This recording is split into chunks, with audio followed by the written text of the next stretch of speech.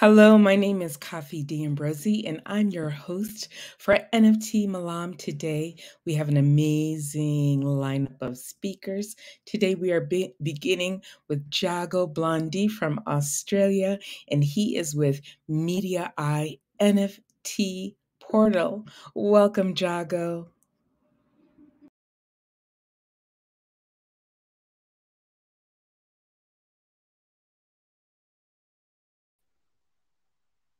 Hi guys, thank you for that. I'm so happy to be here. How are you? Yes, okay. So, Media Eye. So good to be able to talk to you at NFT Malam about Media Eye. So, Media Eye NFT portal. What are we? We are a Web3 platform that's designed to make everyone's life easier around the NFT and Web3 uh, area.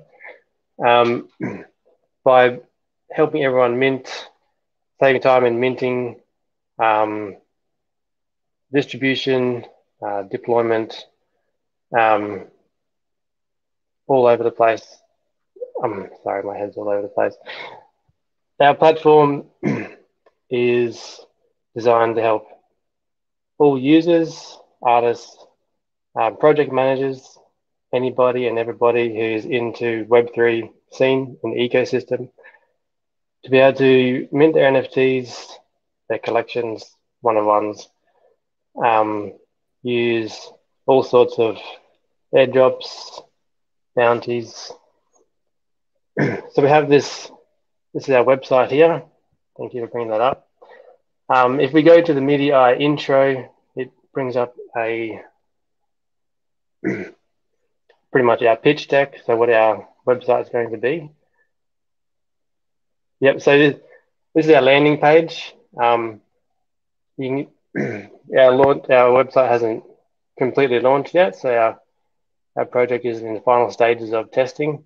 But if you go to the Media Eye intro, just there, next under the NFT-driven services, that brings up our pitch deck. Can you see that there? So that brings up our pitch deck. So what are we? Our mission, creating a true NFT ecosystem capable of supporting and evolving with a vast number of potential use cases, right? So obviously our ecosystem is ever changing. There it is there. And we want to change with it. We don't want to become stagnant. So we're always evolving, always moving forward. So yep, offerings user services ranging from automated content creation and NFT minting to simple and cost-effective advertising, promotion, and trading. So we have a marketplace where we can trade NFTs, buy and sell. And on that marketplace, we have such things as spotlight function, so you can market your particular collection to everyone else who's using the platform as well. So if you just move on to the next page. So we have, basically, we want to empower our users. Users are our future users. So we have this saying called AOSP, awareness, ownership, stakeholders, and participation. So we need to create awareness around everything, around NFTs, around crypto in general. We need our users, our participants to take ownership of what they're doing. Stakeholders, everyone who is a part of our ecosystem is a stakeholder in essence, which will move on to participation. So that will increase everyone's desire to participate and want to be part of the ecosystem even more. So on to the next one. So yeah, we have NFT Marketplace, which is one of our, I guess, initial draw cards. So we can mint and then we can market right there on the platform, and then we can browse other people's NFTs or collections. You can also import any NFT from elsewhere. We have this meta avatars. So you can create your own avatar and then take that anywhere in the metaverse. MetaHub NFT creator. So MetaHub is so you can search for your favorite artists very easily. So moving on, we have our Metagate dashboard. So this next one, this is what you'll see as you load up our website. You load in, you sign in. This is your area. You'll be able to become. You can use our website for free, or you can become a member, and a free membership or a paid membership. The free membership offers everything that you need to create a collection, mint NFTs, and then advertise.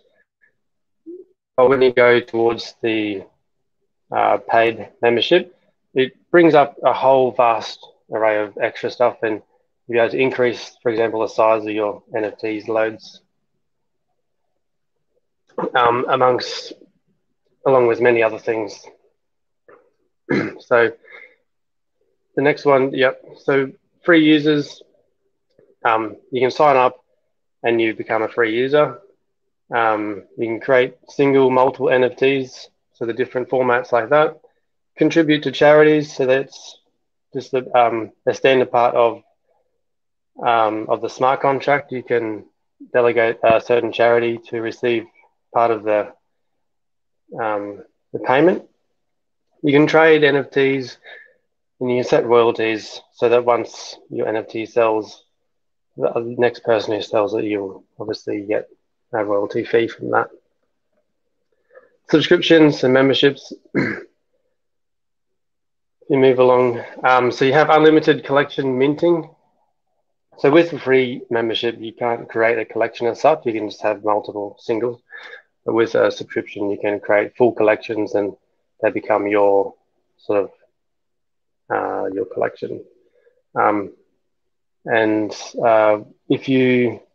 multiple ways to pay for this. So you can use your stable coins, credit card, or if you pay using our I token, you get a 25%, or you get a discount. I think it might be 15%. And there's a bunch of other extra benefits right there. So there's different, on the next one, there's different NFT creator services. You have a standard minting. There's a function there, jumbo minting. So basically you set up your mint. You don't actually pay for anything yourself straight away. It's pretty much unlimited. We tested it out and it was a really high number. And then whenever someone comes along and mints it, that's when the transaction fee happens. Generative collections. So this is actually a really fantastic and really innovative way of minting. So I'm sure you've seen where there's a collection of, say, 7,000 or whatever NFTs, and each one is different with different rarities. So that's generative collections. So it becomes really easy on our platform to create that. So you just have a folder with all your different files, different file names, upload it to the website, and then pretty much off you go. We'll have a video later showing us exactly how easy that is. So moving on, we have the user account and creator services. So this is your user account, and this is what you'll be seeing in your account. Spotlight NFTs, etc. And you can buy them, sort them, whatever you need to do. On the next one, so NFT Marketplace. So yeah, you can participate, create auctions, all sorts of different, like fixed price, making offers, bundles, royalties. You can set it in different categories, and as you can see there, they'll just show up and you can scroll through them. There's going to be hundreds, thousands, millions potentially. On to the next one. So this is our meta avatar creation section. So you'll be able to create your own avatar on our platform, but then you'll be able to use that anywhere and everywhere in the metaverse, wherever you want to go. So you can take it with you. And this doesn't have it, but you can also create your own meta avatar pet, which is really cool. So you can have take a pet with you on your journey through the metaverse as well. So this becomes your personality or your persona. You can define it, create it, and it can grow with you as you roam around. So MetaHub on the next one. So this is where you can find all the different statistics on the collections, etc. So it's a really easy way to pull up all the relevant information if you're a trader, etc. So on the next one, we have our unique services.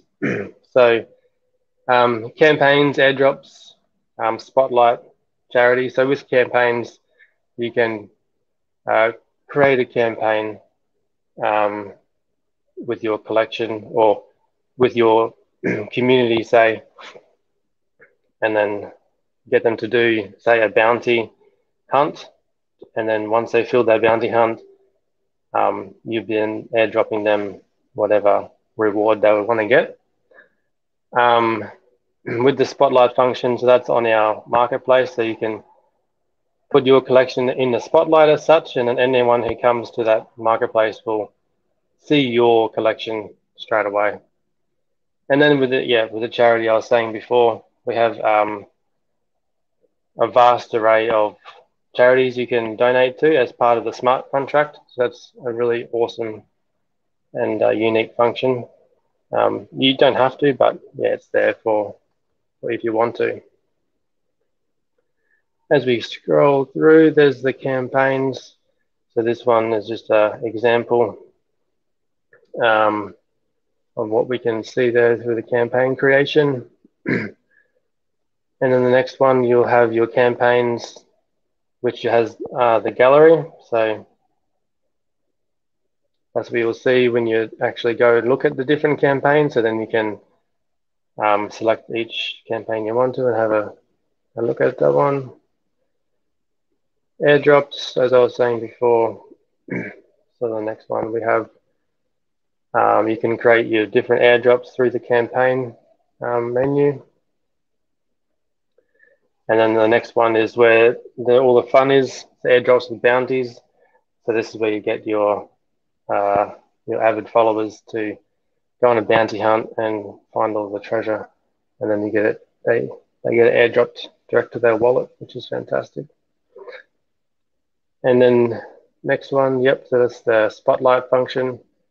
You can utilize this, pay an extra fee, and then your whole collection will be in the spotlight for everyone to see as soon as they load the website. And to the next one, that's what you'll see with the spotlight. So yeah, it's an effective way to draw attention to your creatives, as I was saying, highlighting your NFTs or your collection. On to the next. So charity place, this is where I think it's really another standout function.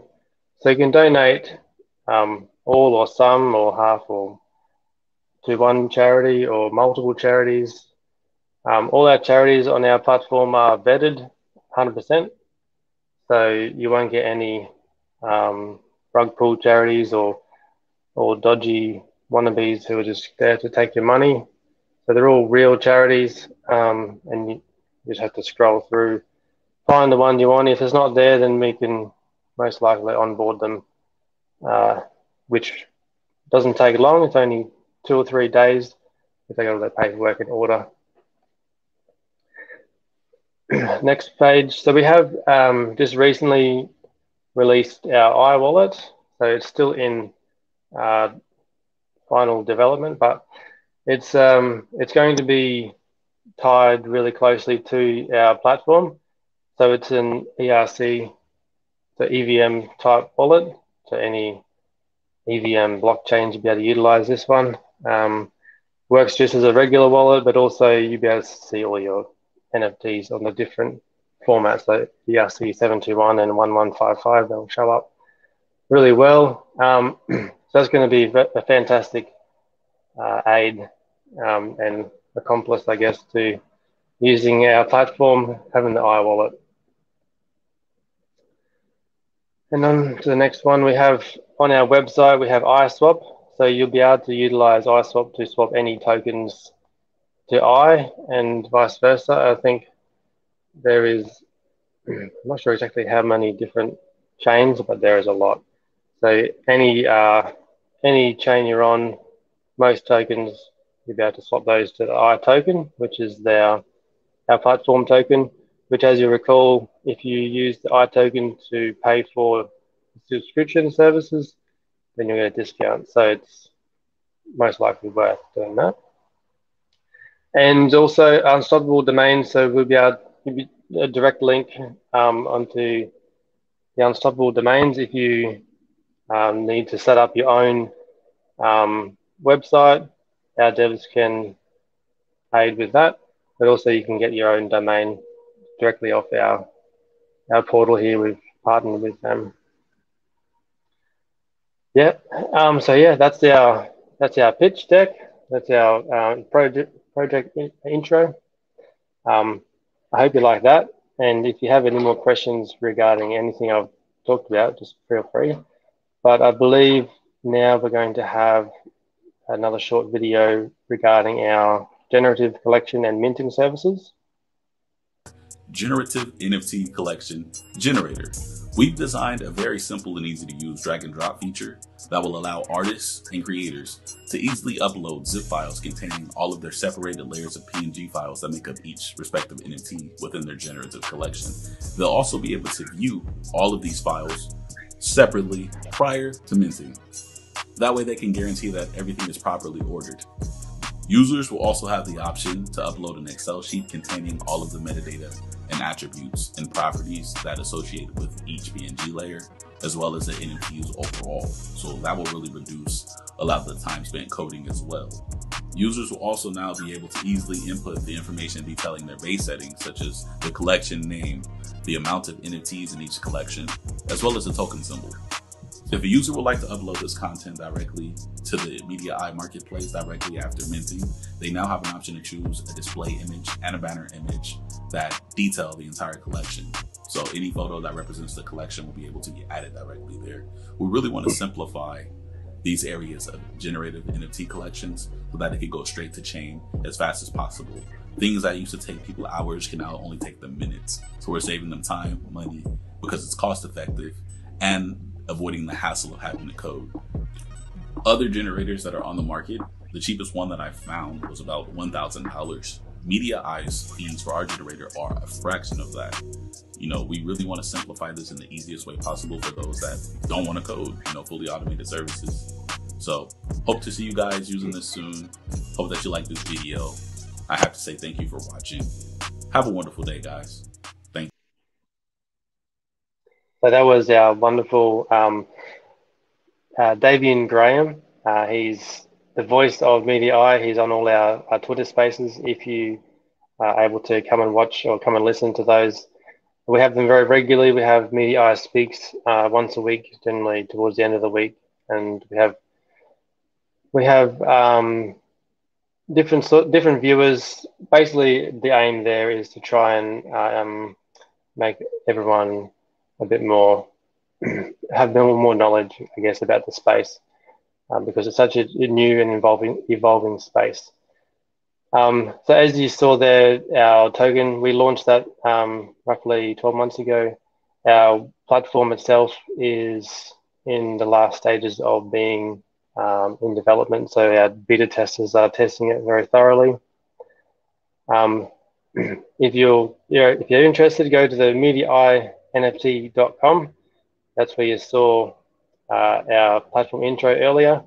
And you also might have seen next to that, there's IQ DAO. So that's our governance DAO, so governance token. So if anyone, that's launching soon, if anyone wants to go and have a look at that, all the links are on our website. But yeah, fantastic being here. And thanks for listening. I'm really happy to be part of NFT Malam. Thank you very much.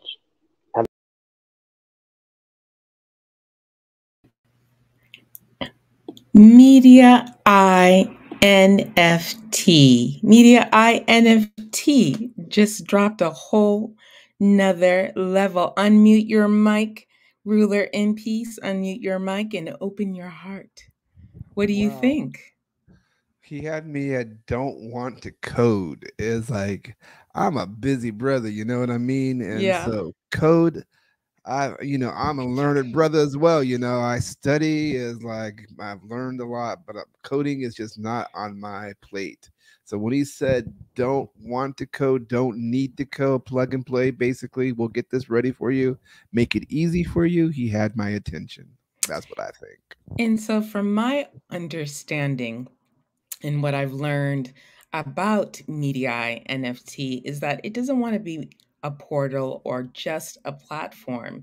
It really wants to be an ecosystem for artists and creators, right?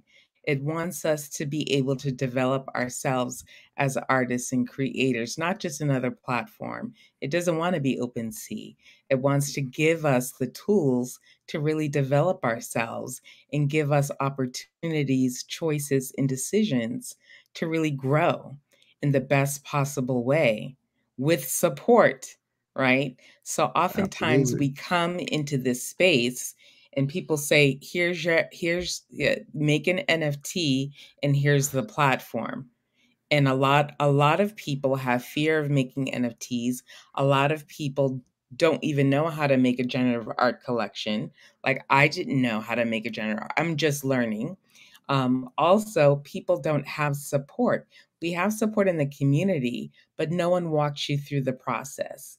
No one tells you how to do a drop or add utility to your drop, or the bells and whistles of how to make it exciting or how to create your own promotion. And now we have a whole place where we can go and dive in and begin our journey and continue our journey. It looks like they're not a flash in the pan, but Media Eye wants to go on the journey with us as artists and as creators. So That's what I heard too. that's something very fresh and new. And it seems like they're taking their time, not because they're lost, but because they're thorough. And that's also different, right? Absolutely, absolutely. And I so think not let's do it. I'm the engines are revved and I'm ready to go. And so that's all I got to say to that. Fantastic. Thanks for popping in with me.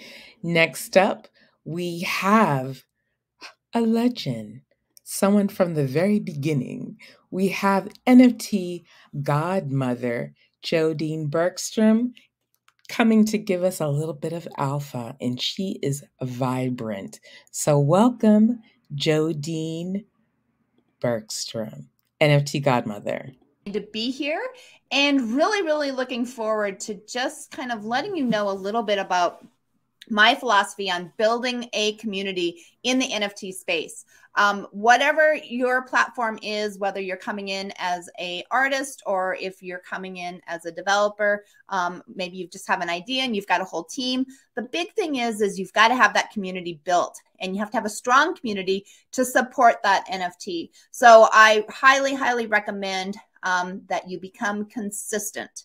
And the reason that you want to become consistent is because you've got to build that rapport. You've got to build that trust. You've got to build that connection. And that doesn't happen overnight. They've got to hear, like, and know who you are. That's why all the NFTs, we always talk about dexing. We tell them, to get to know the people behind it, the developers and the artists, everybody that has the smart contract. everyone that has a finger in it, make sure you know and you can see their face, because there's a lot of people that like to rug pull people and you think it's a good thing, but then you really can't find them. So research is a huge thing. But as you're building that community, make sure that you are, whatever platform you use, whether it be on Clubhouse or it be on Twitter Spaces, there's Speakeasy, there's Discord, wherever your community, and Facebook. Facebook is a great place to build groups as well, because there you have that interaction and you can really learn how to speak the language that your audience is looking for. So with that, being consistent, being, the leader that you need to be in that community means showing up. You want to make sure that they know and hear and like and get to feel you. They know who you are. That's a big thing. When I first got into NFTs, I actually hosted rooms. I didn't understand all the technobabble. Finally got in and decided I was going to go for, understanding it. I'm a grandma, but I felt like I was called to, because I understood that it was going to be a part of our world moving forward. And with that, I opened up a room on Clubhouse for 30 consecutive nights. And we had all kinds of developers, and we had all kinds of smart contracts, lawyers, doctors. I mean, you name it. Everybody was in those rooms because they wanted to learn and they wanted to understand it better. And through that, I became noted as the NFT godmother. One, I was trying to protect people. The other thing, I was trying to give them a community that we could all share and grow and learn together. So that 30 consecutive days built a rapport, and I have connections all over the world now. And that's how I got on this platform, is because I built that community and was really be able to. The Coin Republic reached out and said, hey, will you please come on and give us your thoughts. So I really appreciate everybody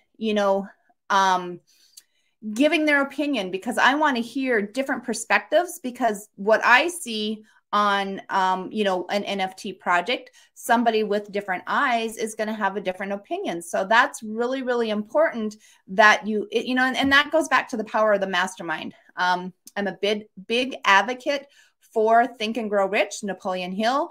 I was handed that book 35 plus years ago by my first mentor, and he said, this is the business Bible, learn it in and out.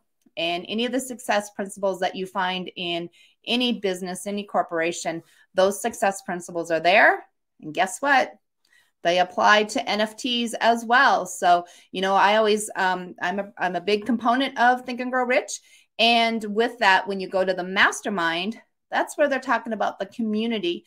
When you have the power of the mastermind and you have all these different opinions, you're going to see and you're going to understand it at a much higher level. So, maybe there's a group, maybe there's a coffee group that you guys are wanting to learn how to do NFTs.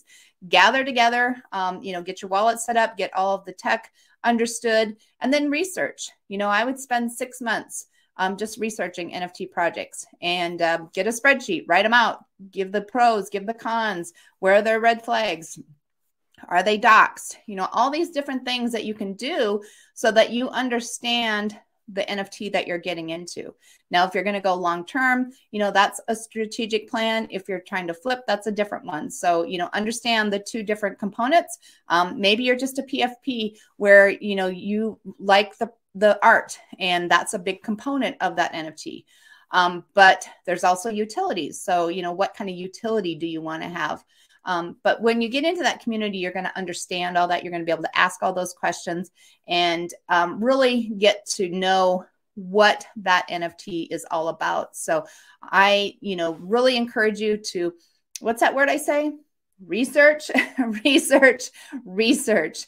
And, that is a time where you get to know and understand what the NFT is. And, I always law of attraction. And, we want to make sure that it's a right fit. So if you feel the anxiety, if you feel like your blood pressure is going up there, I always tell people, take a deep breath in and take a deep breath out, because you need to be in control. You have to remove your emotions from the NFT when you're buying them.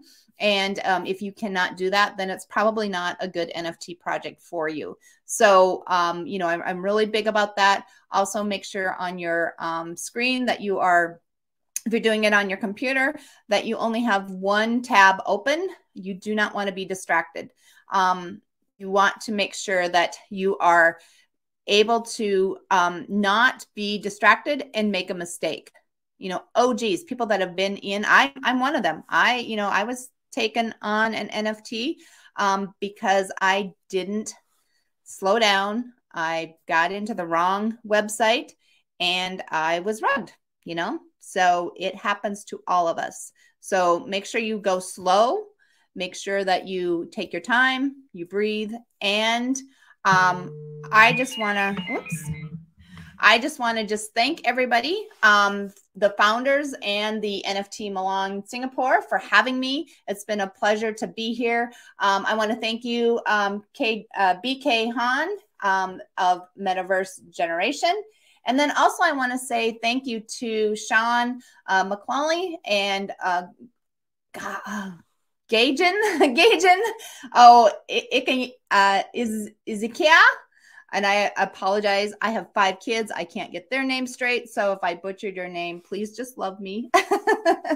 And I just want to thank also Mike Chahoon of Fairfan Global. And if you guys are trying to reach out to me, you can see Jodine.club is a great way to connect to me. My Twitter is on there, and I am the NFT Godmother on Twitter.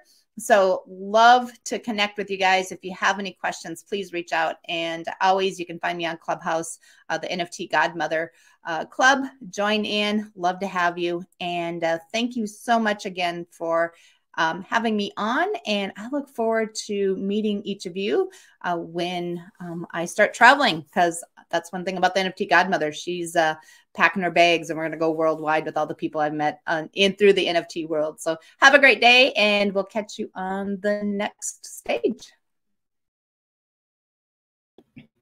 The NFT Godmother. It was quick and sweet, short and sweet, but was it not packed full of alpha, ruler and peace? Absolutely. It's like woohoo. I like the energy. I like what she's been doing. I mean, she really has laid a foundation for, and I'm all about peace, love, and tranquility. Right? And when she said that she was protective and taking care of people and wanting to make sure that she gave as much information as possible, I know that to be true. So yes, it's true. And guess what? We have a little surprise for our live and in-person group in Singapore. NFT Godmother will be coming to NFT Malam Live in 2023. Hoorah, hoorah. I like that. I like that, because that's the way we roll around here. Yes, we will be having our second U.S. Guest to be visiting, or our second scheduled. We don't know who's going to be popping in before that, but she is our second U.S. guest to be flying into Singapore to speak live at NFT Malam. Surprise! I love the sound of that. You know that. Already booked, dates to be determined. So it seems like Singapore is the place to be, whether virtually or live in person. Be there or be square. And if you're there, you must show up to NFT Malam. So, Ruler and Peace, I want to tell you a little bit about this next speaker. He is an amazing speaker. He breaks down the alpha in little chunks so that we can digest it. His name is Jenks Guo. He is from Filecoin. And we're going to get all the goodies about how to store our files on the blockchain. And it can be any kind of file. It doesn't have to be an NFT. So we're going to learn about some sustainability in our file storage. Are you ready? I'm ready for that, for sure. Let's go. All right, let's go. Let's do it. Welcome, Jenks Guo.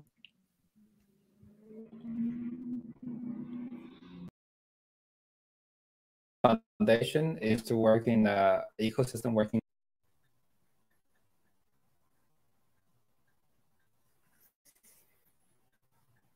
Thank you. Glad to be here. Hi, everyone. My name is Jenks. I'm a developer advocate from Filecoin Foundation. My role in the foundation is to work in the ecosystem working group. An ecosystem working group is the joint force between Protocol Labs, which is a research and engineering company for Filecoin, and then the Filecoin Foundation is the entity that looks after the ecosystem and the community side of things, and also govern the project's governance. So today, I'm glad to be here to talk about decentralized storage with you all. Let me share my screen with you because I need a little bit of a visual aid here. So here is my presentation. Hopefully you can see it. Yep, everyone can see it. Lovely. So storage is very important to us, right? When is the last time you lost your personal data?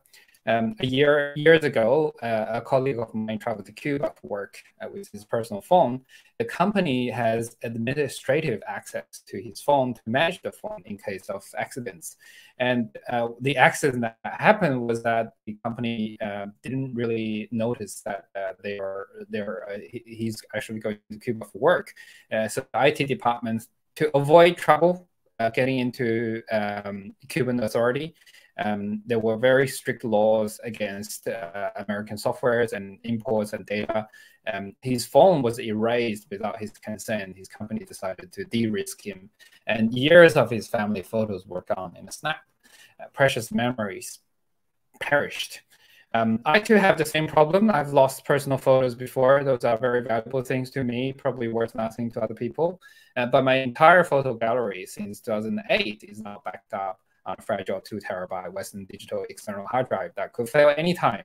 To back this up on multiple cloud systems like Google Cloud, Dropbox, or things like that, this is a considerable amount of cost every year to myself. Data storage is very important to our lives. The importance is growing, and rise of demand for efficient storage, increased frequency of data access, data sharing, and usage of portable devices such as tablets and smart mobile phones, which are capable of consuming higher bandwidth of internet processing power, and also have higher resolution to produce photos and videos, is driving that demand even higher. So the market size for personal cloud storage is currently at a $61 billion USD level, and it is growing at a compound annual growth rate of 37.6%. This rate is forecasted to last till 2027 at least. So there are many years to come in this business of storing things for other people on the cloud. North America is the dominant region. This data came from Market Research Future, and it's done this year. The key dominant players in personal cloud computing storage, I should say, are Amazon, Apple, Microsoft, Dropbox, Box, CK. All of these companies have their decent share in this personal cloud storage. But data is not just important to ourselves as human beings, individuals.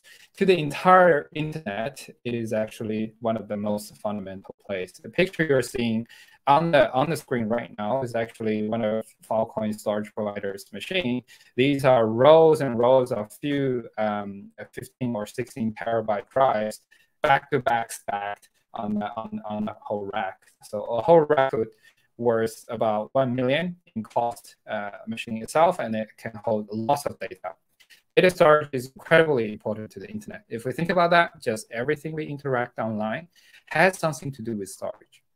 A website that you visit is a bunch of front-end code that is downloaded to your browser, and your browser makes it pretty, and your browser allows you to interact with it and render it. If you open up your phone, all of the mobile phones app needs to be downloaded from App Store and run on a local device. So that is your phone operating system. The pictures and videos you view online on Facebook, Twitter, needs to be stored somewhere and needs to be retrieved by a website or an app. So they don't actually store those information. They run the program, and the program retrieves those information from the servers, looks just like this one, and then get your photos out from there. So research from Statistica.com shows that in 2021, the total capacity of cloud data center storage in the world is 2,000 exabyte. 1 exabyte equals to 1 million terabyte. And then this means that there's a lot of data capacity out there And how much are we using right now as a human race? We're using about 470 exabytes of data right now. So cloud storage is huge, and cloud storage is a big business. It's a $78 billion market and is growing at 18% compound growth rate per year. Have you seen this page before? Full arrow. We all have seen that when we're browsing online. There is a lot of technology advanced in the business of storing things. So hard drives, portable hard drives, servers with racks of drives. There is SSD, solid state drives that store things better. But we're really not good at preserving data online. Why do I say that? Because the website that you're seeing right now, right here, every day, it could be gone within 2.5 years time. Study shows by Forbes, study shows that the average lifespan of website is 2 years and 7 months. People are not good at maintaining websites and keep the content there. And that's a huge pity, because we have generated so much great content. Like what I'm doing right now, the podcast is a really good content, the streaming video, the talks that's being produced, they're really good, but it just hurts me to think of like these things could be gone in maybe 2.5 years, and no one will be ever able to see it. Preserving data online is very hard because there are two problems, I think, right now. Is one, we're relying on people and organization to store data. Let's say, like, if Google folds tomorrow, that will create a chaos on the internet, because we have so much reliance on Google services to store things. And then whereas like not-for-profit organizations, they're just not interested in storing data like that. The second issue, I think, which makes it hard to preserve data online, is the current centralized design of the internet. Right now, to be able to store data, it often always needs to be stored on a single server, or at least one IP address that points to one server. Yes, you can create multiple versions of the servers out there, but it's still a very centralized design. So you need to visit the same domain, same URL, same IP address, and then retrieve the information from there. The current design is a design decision. The current internet has a design decision that's made a few decades ago, and that unfortunately is a centralized design, which is not really good for data persistence. We all have learned that when Facebook has an outage, we don't have access to the posts and photos that we have stored on it. So that's just one explanation of how fragile the system is. So the internet is changing. The world is changing. The internet was first created a few decades ago to just allow a few computers to talk to each other. We call that the initial internet. It works on the wires. The bandwidth is not high, just like for universities to transfer files between each other. And that was the first version. So it was extremely limited. Then the people saw the vision of the internet, an online archive of data that people can browse. So the Web 1.0 was born. It was mainly read-only. People were hosting sites with information, and one of the most important things of the internet is actually the hyperlink. So within the one website, when you're looking at one page, you can find hyperlinks to link to other pages. Now, to do this on the book is incredibly resource intensive, because once you find a reference or citation of something, you will need to find that book in another library and then find more citation, and you need to go to another library to do that. But online, it's very easy. So the hyperlink will take you to different references very easily. So Web 1.0 was born. It was mainly read-only. Most of us are consumers of the information. We don't produce those information. The information were produced by a few people who controls the server. And yes, you can suggest content and all that, but it's not often a very it's often a very very hard process to do. Now, Web 2.0 changed this, and Web 2.0 is considered to be the current internet, the prevail of platform businesses out there, such as Facebook, Twitter, Flickr, all these services out there. They have made it incredibly easy for normal people like you and me to create content on those platforms. So creating a LinkedIn post, creating a Facebook video, creating a chat and put it online, creating like your own music, your podcast or streaming video to be uploaded to YouTube is incredibly easy right now compared to Web 1.0 era. And this allows like all of the content to be created by people, so you can read and write. A website is not something you read, but website is something that you put your content in, so you can read and write. It's more interactive. But because of the design is centralized, and the businesses sort of is promoting the platform business model, what we're seeing is a trend for centralization. So all of your data kind of is scattered around a few platforms. And when the platform is not available, it's going to go away, right? We've heard of certain platforms trying to delete content that users have used, and that's pissed off a lot of creators out there. That's because it's like they have the power of doing so. Everyone is relying on them. So a few smart people got together and think, well, the current internet is not designed well. We're not happy with it. We need a better version of the internet. That was the concept of Web 3.0. Web 3.0 is a better internet, better version of the internet, because a group of people have realized it's so important to our lives right now. So the Web 3.0 movement was created, and the intention is to return the data and the control of the internet to the hands of the user. Yes, the normal user like you and me. This is something very new, but there's a lot of investment, a lot of resources being poured into it, and it's really happening right now. Web 3.0 is a combination of a few things. It's a movement. And in short, it has three concepts in there. One is distributed web, which means the next version of the internet should work offline. So any computer that links to the internet should be able to participate, even if they're cut off from the rest of the world. It should be faster, safer, because we don't want a smaller, insecure web technology. There's no need for a central point of coordination. So we want to get rid of platforms and companies who controls the internet so tightly. And there's concept of permanent links. So why should URL not work? Like for a full page you see, it should always work as long as someone on the internet has that content or a website or pages, whatever you want to have for that link. Now, the second most important concept is blockchain. Blockchain decentralizes consensus and also the governance of a project. So instead of relying on a single organization, what happens is every participant in the ecosystem will believe in the blockchain technology, and it has the common truth, like one single truth of what's going on in the world. So blockchain is distributed ledger. It records all the transactions in there, and it's very easy for every single node or participant to validate the transactions on it. So it's all the information is publicly verifiable, so you can trust each other without having a single organization or a single entity. It's permissionless, so anyone can join as long as you confirm with the specification and the standards that the blockchain project has. And usually it comes with incentives. So it's great. Like there is incentive to encourage certain behaviors, and there is punishment for bad behaviors in the network. And it's all written in the code. The last one is the semantic web concept. The current internet actually has a lot of information, but the machines don't actually understand those information. Imagine what a machine can do if it understands that Melbourne, which is the city that I'm in, is a city, is a location, and when people search for it, it's able to suggest all the things you can do with a location rather than just having Melbourne as a text stored everywhere on the internet.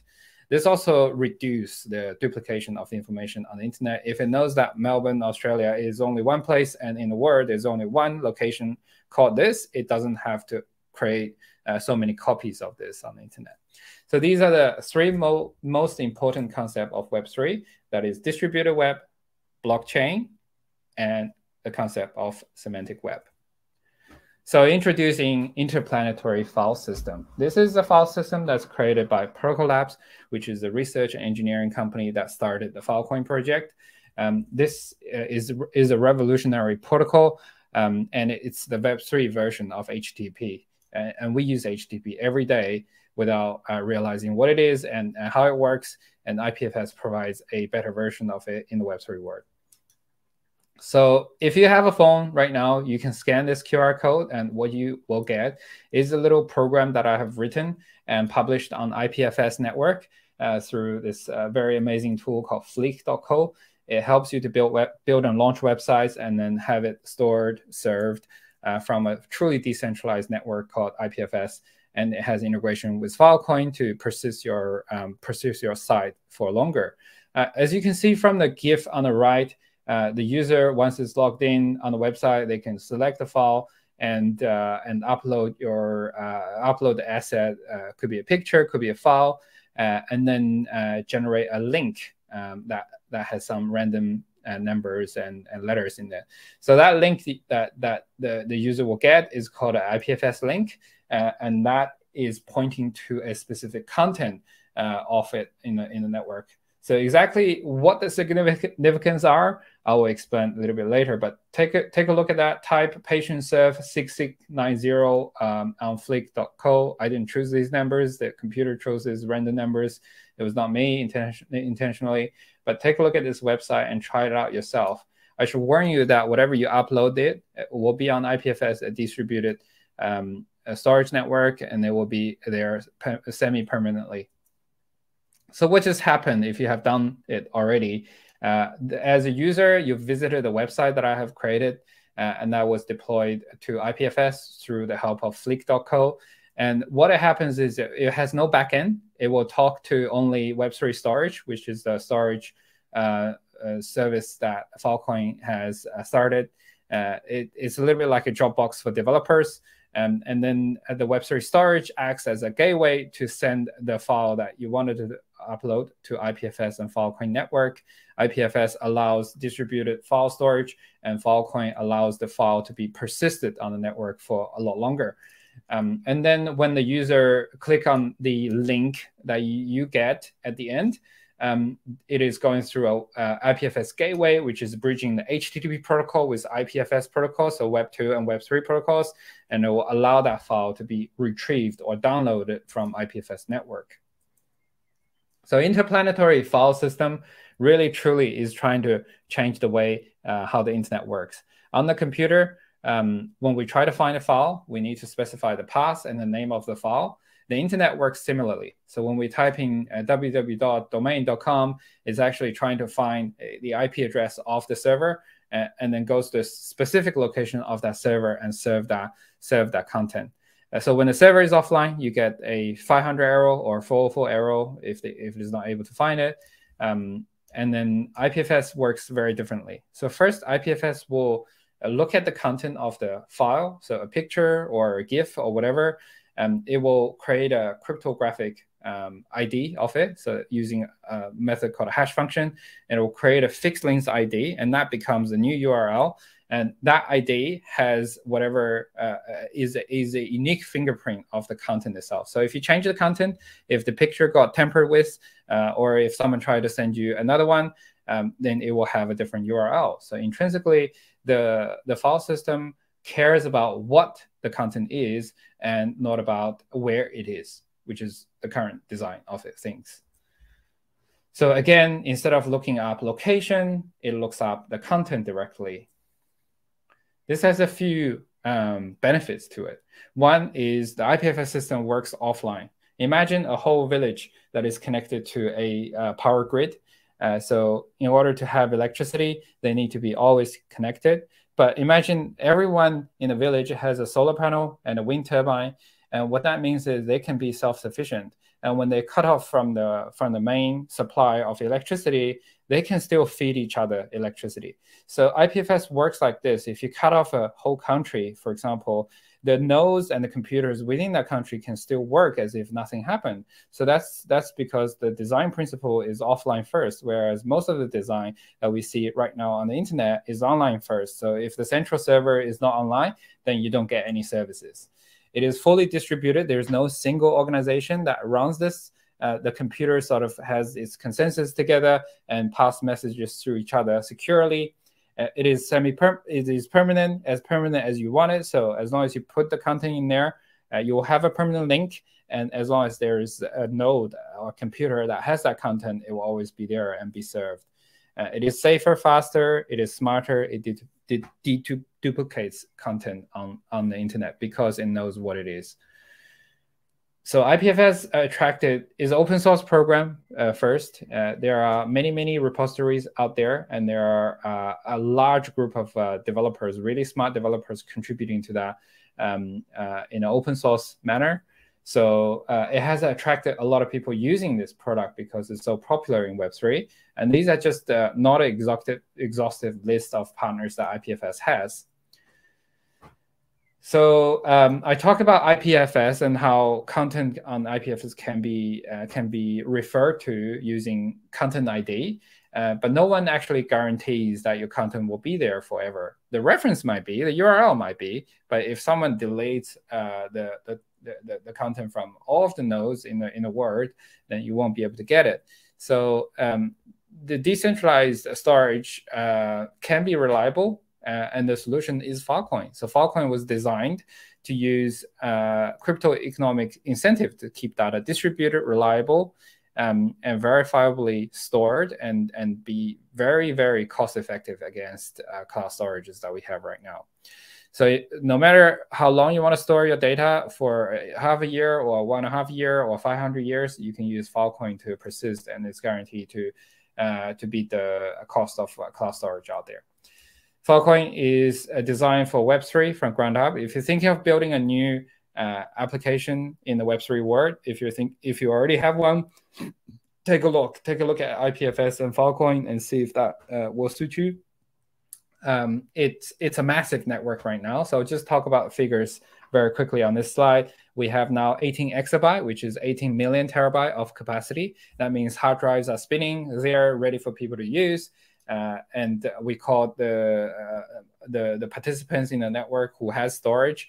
They're called storage providers. They're basically the data center maintainers ready to take on any deals that you give them. It is governed by consensus. So no single corporation actually controls it. Not even Filecoin Foundation controls it. The community looks after it, and all of the improvements needs to go through an improvement process. And Filecoin Foundation facilitates the governance of it. These are some more network stats. There are 4,000 of mini data centers. We call them storage providers there. We have a really popular service called NFT.storage. Right now, there are 87 million NFTs stored on Filecoin. So we're really helping with the NFT work. And there are 7.1 million storage deals being traded on the network. Think of it like Airbnb for hard drives. And the utilization, so the clients who are storing those data, there is 179 petabyte of storage. Remember I mentioned that the cloud storage market has 2,000 exabyte, and we're using about 470 petabyte of data. These are the figures for Filecoin, and these figures make us the biggest distributed network in the world, storage network in the world. So together, IPFS and Filecoin is a perfect match because IPFS allows people to store and retrieve very easily, flexibly. It is a distributed file system, and Filecoin provides guarantee and persistence and verifiability to the files that you want to store. So one is hot storage, one is cold storage for developers and companies out there. There are a few services that I would like to introduce you to. Fleek hosting. So if you think of building a website and you want to make it fully decentralized, Fleek is a great tool. It works very similarly to Netlify, and it's got a great user experience. Within minutes, you can hook up your GitHub repository or GitLab or Bitbucket, whatever you want, and then publish your site, and it will be on IPFS and Filecoin. This is another service that I mentioned earlier, NFT.storage. This is a free storage forever solution for any NFT project who wants to store things on IPFS.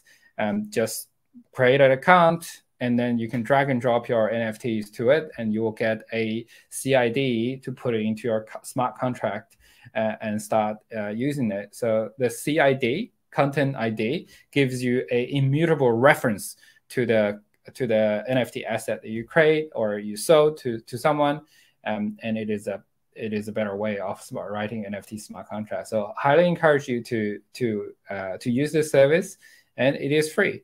Currently, there are 87 million assets on it. This number is growing at a crazy rate every week.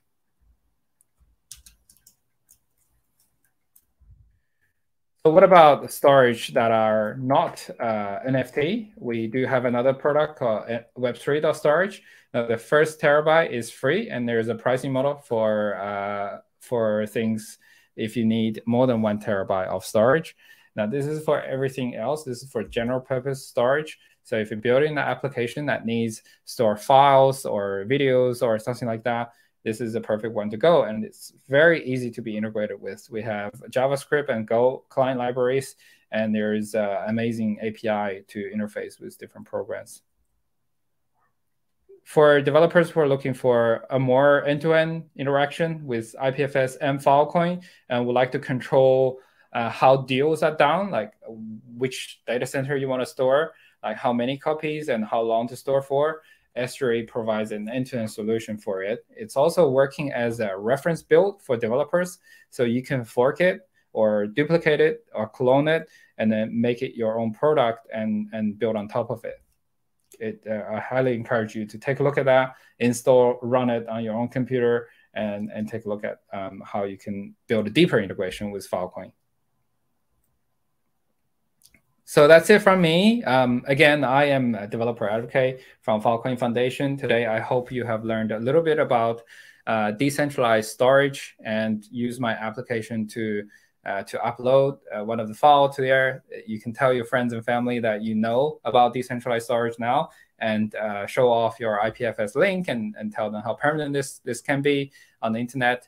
And I hope to see you again soon.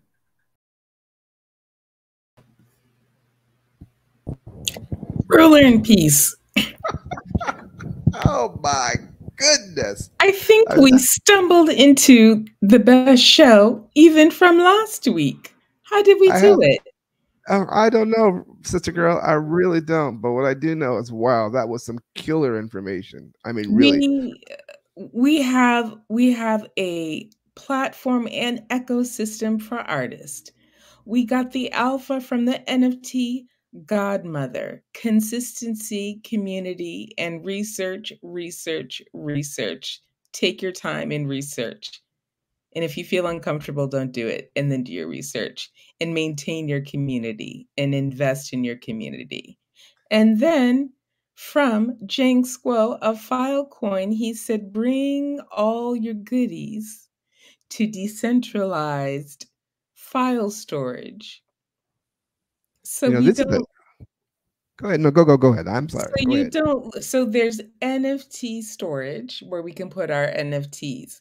Then if we have projects or photos or things that we treasure, we can also buy additional storage.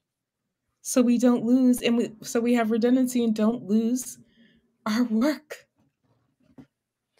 We got all the goodies in less than an hour today. I know. And for those who don't have an ear, they need to go into a replay, because I mean, this was solid information. And so there's a lot to be excited about. So what I'm going to say is, remember to follow us on YouTube. We are at Metaverse Generation, #NFT Malam. Press that button. Bang that button. Follow us. We had a great group of friends and newcomers listening to us. The replay is going to be the bomb. So you know what time it is. What time is it, Mr. Ruler in Peace? It's coffee time. We're going. Are we going there? We have to go there. I mean, that's what all this culminates to coffee time always.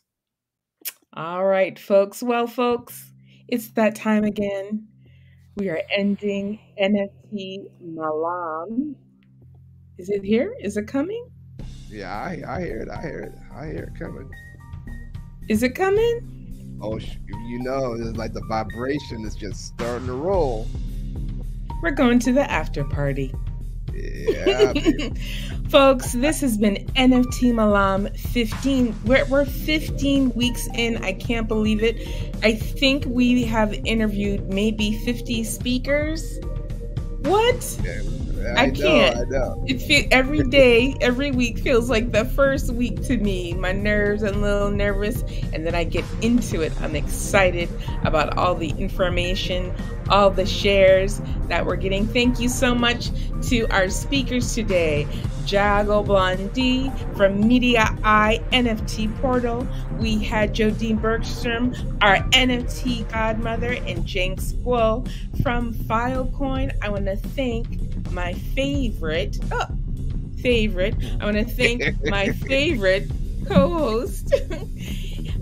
Who's my favorite co-host? You're still my favorite co-host. I think this is your last week because we might be getting a new co-host next week. But this week, you're still my favorite co-host, Ruler in Peace, musician and composer of this song today. It's called Coffee Coffee.